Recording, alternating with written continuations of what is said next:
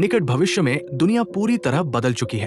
दक्षिण अफ्रीका के पास 3 मेगाटन की फ्रेंच निर्मित न्यूट्रॉन बम है और सरकार प्रिटोरिया शहर को बचाने के लिए इसे अंतिम उपाय के रूप में इस्तेमाल करने को मजबूर महसूस कर रही है।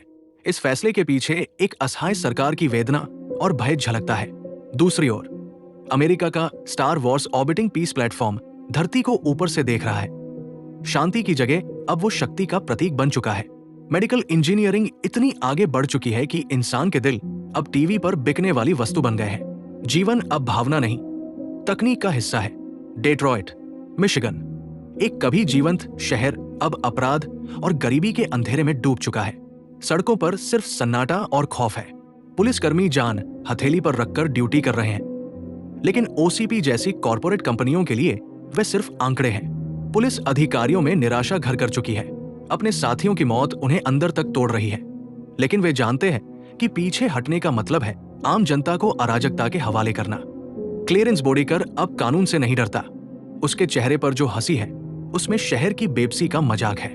वो 31 पुलिस अफसरों की मौत का जिम्मेदार है, लेकिन अब भी खुलेआम घूमता है। जब पुलिस हड़ताल पर जाने की सोचती है तो सार्जेंट वॉरेन रीड टूटती हिम्मतों को संभालते हैं। उनकी आवाज में थरथराहट होती है, लेकिन उनका इरादा अड़िग।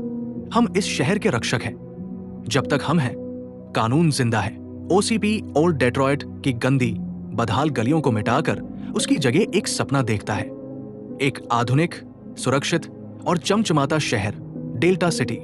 लेकिन उस सपने तक पहुंचने के रास्ते में एक डरावनी सच्चाई खड़ी है।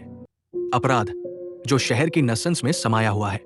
ओसीपी जानता है कि इंसानी पुलिसकर्मी अब इस बेकाबू अपराध की लहर को नहीं थाम सकते। उनमें न तो ताकत है, न ही संसाधन, और न ही 24 घंटे की वो बेमानी मुस्तैदी जो अब जरूरी बन चुकी है।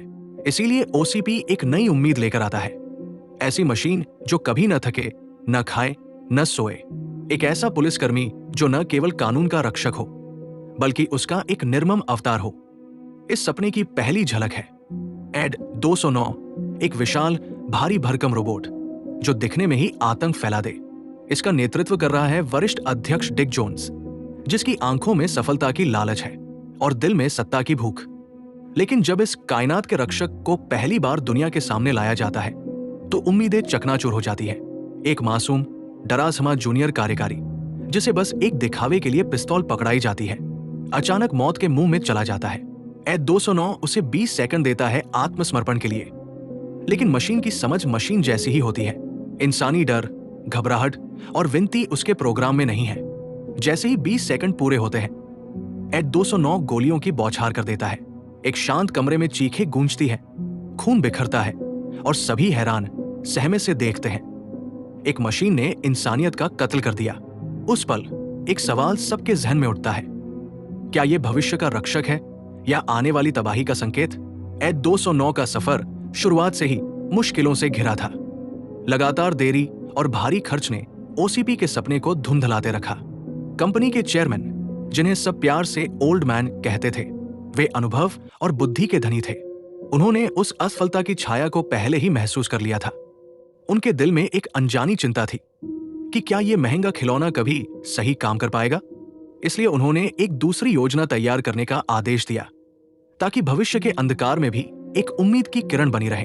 और इसी बीच mid level executive Bob Morton के नेतृत्व में जन्मा नया सपना था, रोबोकॉप। एक ऐसी मशीन जो इंसान और मशीन के बीच की सबसे नाजुक सीमा पर खड़ी थी, लेकिन उम्मीद थी कि ये एड 209 की तरह हार न मानेगी। इसी बीच एक जिंदगी भी बदल रही थी। अनुभवी पुलिस अधिकारी एलेक्स मर्फी, उनकी आंखों में शहर के लिए कर्तव्य का जुनून और दिल में उम्मीदों का समंदर था। जब वे नए प्रेसिंक्ट में अपनी नई नौकरी के लिए पहुंचे, उनकी जोड़ी बनी एनी लुइस के साथ, जो उनके कंधे से कंधा मिलाकर इस अंधेरे शहर की गलियों में न्याय की लौ जलाएगी। उनकी पहली गश्त ने ही उन्हें सीधे उस अंधेरे के गढ़ तक पहुंचा दिया। एक पुरानी सुनसान स्टील फैक्ट्री जहां कुख्यात अपराधी क्लेरेंस बोडेकर और उसका गिरोह छुपा था। इस गिरोह में वे लोग थे जो शहर की रूह को डस रहे थे। एमिल एंटोनोस्की, लियो नैश, जो कॉक्स और स्टीव मिन्हा, हर एक का चेहरा अपनी बर्बरता की कहानी कहता था और उनकी नजरों में भय और अराजकता की चमक। मर्फी की सांसें तेज हो गई, दिल धड़क उठा था। यह सिर्फ एक मिशन नहीं, बल्कि न्याय की लड़ाई थी। वो जानते थे कि इस शहर की गलियां अब उनके साहस और हिम्मत की गवाह बनेंगी।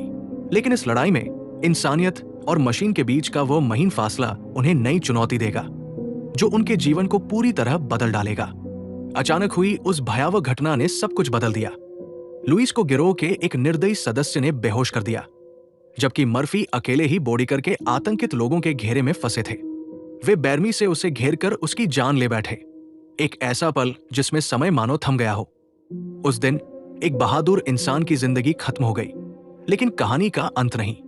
मर्फी को अस्पताल में मृत घोषित कर दिया गया। परिवार, साथियों और पूरे शहर को गहरे शोक ने घेर लिया। लेकिन ओसीपी के लिए यह केवल एक शरीर था, एक खाली खोल जिसे वे अपने साइबोर्ग प्रोजेक्ट के लिए पुनर्जीवित करना चाहते थे। और इस तरह मर्फी की जिंदगी का दूसरा अध्याय शुरू हुआ, लेकिन इस बार एक मशीन के रूप में, रोबोकॉप। उसके अंदर इंसानी दिल की धड़कनें शायद नहीं थी, पर एक भारी भरकम कवच में बंद उसकी आत्मा कहीं अधर में झांक रही थी। उसे 3 कड़क निर्देश दिए गए: जनता के प्रति सेवा, निर्दोषों की रक्षा और कानून का पालन। लेकिन था एक गुप्त चौथा निर्देश जो किसी को पता नहीं था, और यही निर्देश उसकी सबसे बड़ी कैद बन गया। रोबोकॉप को जब मेट्रो वेस्ट पुलिस स्टेशन में तैनात किया गया तो शहर ने एक नए योद्धा को देखा। तेज, कठोर और बेदर्द, लेकिन अडिग, एक ऐसा रक्षक जो अपराध को जड़ से मिटाने पर तुले था। मीडिया ने उसे हीरो बना दिया और जनता ने उम्मीद की एक नई किरण देखी। पर साथ ही पुलिस के बीच डर भी फैल गया, कहीं वे भी इस मशीन की जगह नहीं ले लेंगे।